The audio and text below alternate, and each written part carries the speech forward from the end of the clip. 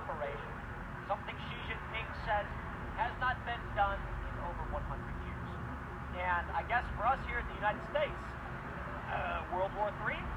Now I got this tweet from Mario Knopfel talking about the breaking news the other day that Xi Jinping signed documents on Russia and China's cooperation. He made the following comments. Whoa, whoa, whoa. I know you're all sitting there being like, I don't care about the nitpicky conversations. I want action. I want to know about the explosions, war. Well, you got it, baby. Here we go. NATO 22. U.S. B-52 bombers flanked by NATO allies in the skies over Europe in a show of strength as China shows growing support for Russia amid Ukraine invasion. Take a look at that video. That's what you wanted, right, baby? Action.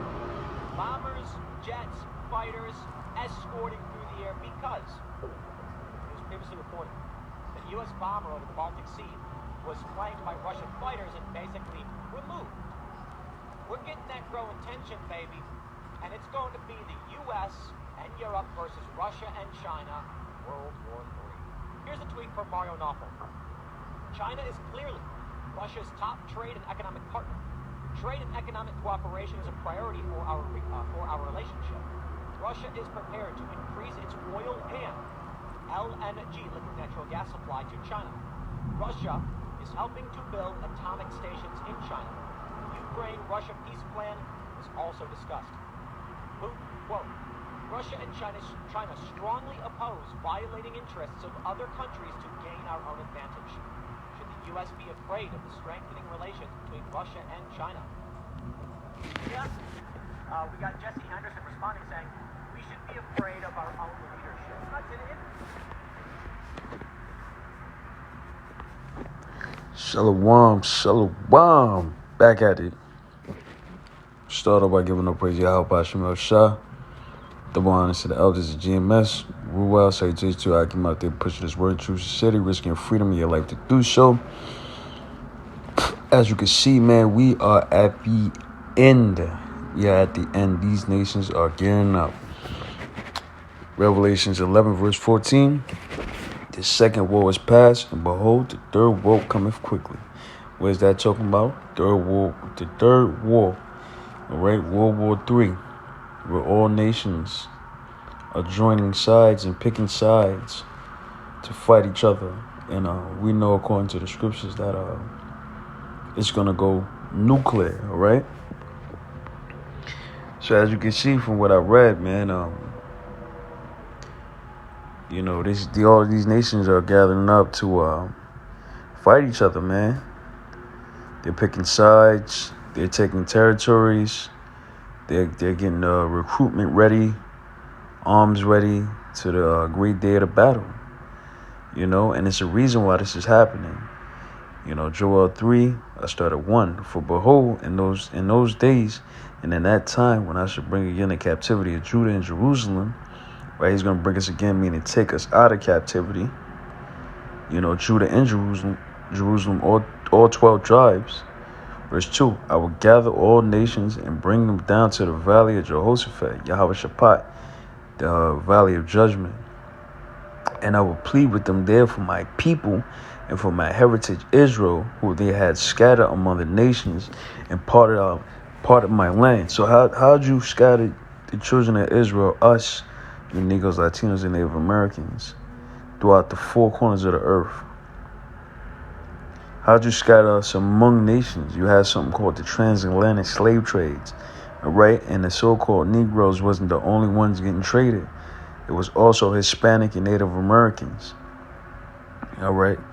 It's just that so-called Negroes was the ones that's publicized on a large scale, but all 12 tribes were in captivity, all right? And all islands, all parts of the earth, we went into slavery. And we had to work.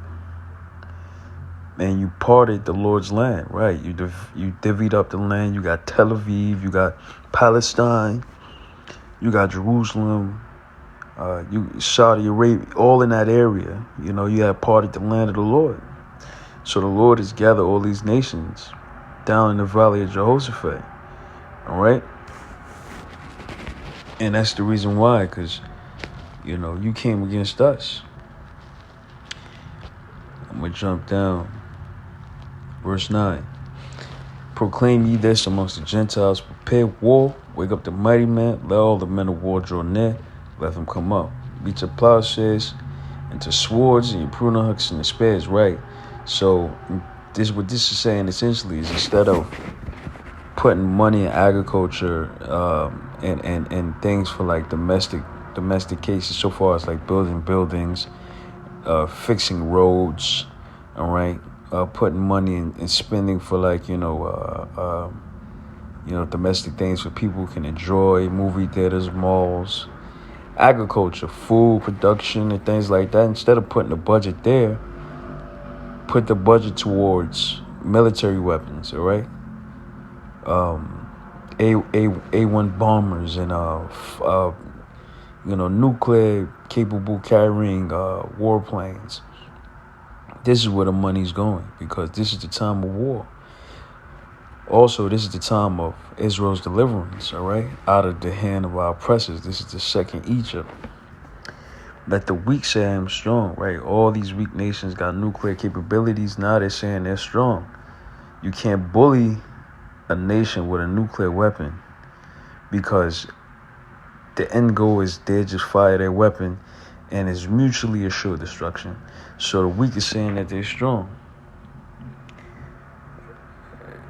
So I'm going to jump down. Let's get this. No, let's get that. Isaiah 13. I don't want this video to be too long. Isaiah 13 verse 19.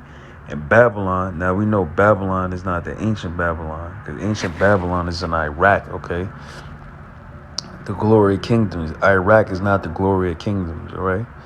Nobody's looking up to Iraq. Nobody's dying and breaking their neck to go to Iraq, all right? Nobody is looking up and having questioning their hegemon or their power authority in this world. Iraq is a weak country, all right, with no major military might. So this is not talking about ancient Babylon. It's talking about the new Babylon, the mystery Babylon, a.k.a. America, a.k.a. Sodom and Gomorrah, a.k.a. Egypt. But let me not say a.k.a. because it's not known as Egypt, but it's known as America, mystery Babylon. The glory of kingdoms, the beauty of the child's excellency shall be as when the Most High overthrew Sodom and Gomorrah. And how do you overthrow Sodom and Gomorrah? By nuclear war. Not nuclear war, Salaki. By fire. That's how he overthrew Sodom and Gomorrah. And it should never be inhabited, neither should it be threatened from generation to generation, neither should the Arabian pitch tent there, neither should the shepherd make their fold there. So we in them times, man. I don't want to make this video too long, but as you can see, we in those times. So with that, Shalom. Pray, stay prayed up, man. Pray to our Lord, Yahweh Shema Shah, our Redeemer, man, because he's the only one that's going to get us up out of here. So the next one, Shalom.